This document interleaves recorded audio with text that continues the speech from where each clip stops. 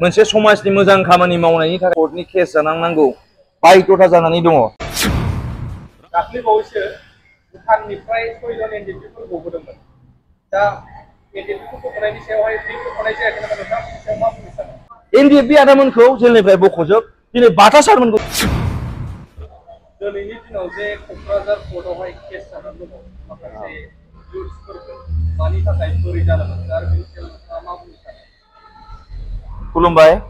गिबियावनो दिनै आं गोबाव समनि उनाव दिनै रायजो राजा नोंथांमोननि सिगाङाव माखासे बाथ्रा फोरमायना होना जों दिनै बे भिडिअखौ बानायनाय जादों।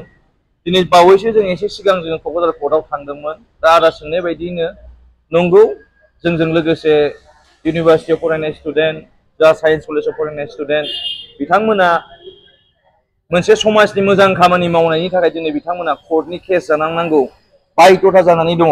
मानोना जोङो बावैसो एक मास सिगां जेब्ला जोंनि बिटिआर गभर्नमेन्टनिफ्राय जोंनि चिरांनि मोनसे हाग्रा ओनसोलावहाय बा जोंनि चिरांनि दिनै सरलपारा रेन्जनि गेजेरावहाय बिटिआर गभर्नमेन्टनिफ्राय मोनसे इभिक्सन खालामनाय जादोंमोन। बे इभिक्सन खालामनायाव जोङो जोंनि बर' बिमानि गाबनाय, जोंनि उन्दै उन्दै फंबायसाफोर ओंखाम उखैनानैहाय माने हालाय हाफाय जानाय, दिनै न' बां सिफाय जाना उन्दुनो मोनै जोंनि दुखुथिया बिमा आरो बावहाय माखासे प्रेगनेन्ट आब'मोन थानायखौ जों नुनानैहाय अनखांनाय, गोसोआव मोनसे दुखु आरो अनखांनाय फैनानैहाय जोङो लोगोफोर जा हायो एसे एनै जों कालेक्सन खालामनानैहाय, जों आदा अफ्रिबो दंफायोमोन, कालेक्सन खालामनानै जोङो माइरं एसे, दालि एसे, बिस्कुट एसे हैदोंमोन। दा बे जोंनि मावनायनि थाखाय जोंनि मानगोनां माखासे जोंनि लिडारफोर दङ, जोंनि इउपिपिएलनि लिडारफोर दङ। फेरेंगा सार जोंखौ बुंदों जे लैहोर लैहोर गयारि मोनहा दंफां दानहैदों होननानैहाय।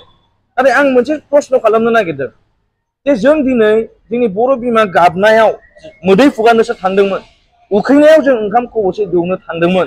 जुदि जोंनि इउपिपिएल गभर्नमेन्ट बा जोंनि फेरेंगा सारमोना रायजो राजानि मोजांखौ लुगैयोब्ला जों मोजां खामानि मावनायाव बिथांमोना मानो जोंखौ जेलाव सोनो थाखाय बिथांमोना जेरै जानानै दङ। मा प्रमान होदों जों रायजो राजानो? गावसोरनो बुङो जे जोंनि बिटिआरआवहाय गोजोननाय फैबाय होननानैहाय। गोजोननाय फैदोंब्ला जों इयुन जोलैनो मा फोरोंनो सानदों? अपेनलि जोंखौहाय इलेक्सन समाव जेब्ला जोङो जोंनि बिपिएफ पार्टी अफिस खाथियाव दङमोन, अपेनलि जोंखौ पाब्लिकेलि बिथांमोना जोंखौ बुबाय। अब्ला जोंनो मा मेसेज होदों? जों लाइमोनफ्रा मा सोलोंगोन? नोंसोर लिडारफोरानो जोंखौ फोरोंबाय जे जोङो गावजों गाव नांलाय खमलाय खालामनो नाङा, जोङो पिस मेनटेन खालामनांगौ, जोंहा सान्ति फैबाय होननानैहाय। जुदि सान्ति फैमारदोंब्ला एसेबां सिसिटिभि केमेरा फुटेज दङ, रायजो राजानि गेजेराव जोंखौ माने बिदि एटेक खालामखो? बेखायनो आं रायजो राजानो खावलायनो सानदों, इउपिपिएल जोंनि प्रमद बर' बा जोंनि फेरेंगा सारमोना रायजो राजानो मोजां मेसेज हराखै। बिथांमोना जों फंसे फंनै जे बाथ्राया सैथो बाथ्रा जों सोंखारिनायखाय बिथांमोना जोंखौ गुन्दा फाथायनानै जोंखौ बुबोदों। आं बुंनो सानदों, नोंथांमोना गोहो दंबा जेलाव थानाय एनडिएफबि आदामोनखौ बख'। गोहो दङब्ला जोंनि एनडिएफबि आदामोन दिनै सुक्ति जानानै फैनाय एनडिएफबि आदामोननो साख्रि हो। गोहो दङबा बिथांमोननो रिहेबिलिटेसनखौ हो। गोहो दङबा मार्टियार फेमिलिनो बिथांमोनखौ साख्रि हो। प्रमद बर' बिथाङाहाय थांनाय बावैसो सिगां एक मास सिगां जोंनि सुजित नार्जारि, मार्टियार सुजित नार्जारिनि बिफा आयंआ जेब्ला थैयो, श्राद्ध दिनाव जोंनि प्रमद बर' सारा थांदोंमोन। रायजो राजा एरियानि ओनसोलनि रायजो राजानि सिगाङाव मोनसे खोथा होबोदोंमोन जोंनि मानगोनां प्रमद बर' साराहाय, जे सुजित नार्जारिनि न'खरावहाय दासिमबो साख्रि मावनो हानाय आदा सुजितनि बियानै बा बियादै दङ, बिथांमोननो साख्रि होगोन होनना गामिनि सुजित नार्जारि आयंनि बिफानि श्राद्ध दिनाव गामिनि रायजो राजानि सिगाङाव बुंबोदोंमोन। दिनै आं सोंनो सानदों, नोंथांनि साख्रि होनायनि बाथ्राया बहा थांखो? सुजित नार्जारि आदानि मुङावहाय, सुजित नार्जारि आदानि गामियावहाय मार्टियार पार्क बानायनो होनना बिथाङा फाउन्डेसन स्टन गायनानै फैदोंमोन। नोंथांमोननि खामानिया बोरो?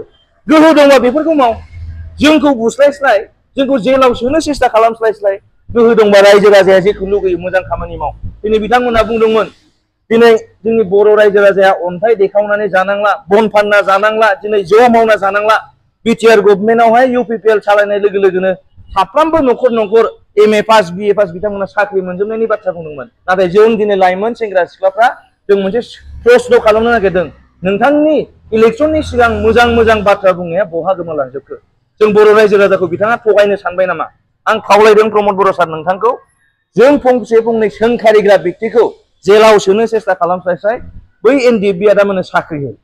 दुखुथिया न'खर जाय दिनै दुखुथिया बर' बिमा बिथांमोना बेसे खस्थ'जों सोलिगासिनो दं बिथांमोना साख्रि हो नङा होमबा आदा बेजों लोगोसे इभिक्सन खालामनायावथ' नोंथांमोना जानाय लोंनायनि थाखाय दा कर्टआव केस जानानै थाबाय दा जोंनि एरियायाव बर'फोरखौ इभिक्सन खालामनायखौ जों नुबोबाय थादों इलिगेल इनफर्समेन्ट जाय थांनाय बोसोरनिफ्राय जों खोनाबाय थादोंमोन गुवाहाटि हाइकर्टआ क्लियार खालामनो होखाबायमोन दा बिनि सायाव दासिम बिटिआर गभर्नमेन्टआ क्लियार खालामनो हायाखै इभिक्सन खालामनो हायाखै मा बुंनो सानो माने आदा बेनो मोनसे प्रमान जे प्रमद बर'आ कुनु दिन जोंनि प्रमद बर'आ कुनु दिन जोंनि रायजो राजानि थाखाय मोजां खामानिखौ बिथाङा लुगैया जायनि थाखाय इभिक्सन खालामबाबो जोंखौल' खालामो बिथाङाहाय दिनै एनकाउन्टार खालामबाबो जोंनियाल' एनकाउन्टार खालामजानांगौ बे मोनसे प्रमान आरो बेनो मोनसे मेसेज रायजो राजानि सिगाङाव जे प्रमद बर' बिथाङाहाय माब्लाबाबो जोंनि बर' रायजो राजानि थाखाय खामानि मोजां खामानि मावगोनखौ जों नुनो मोनाखै आरो जेबायदि जोंनो मेसेज होगासिनो दं प्रमद बर' बिथाङाहाय दिनै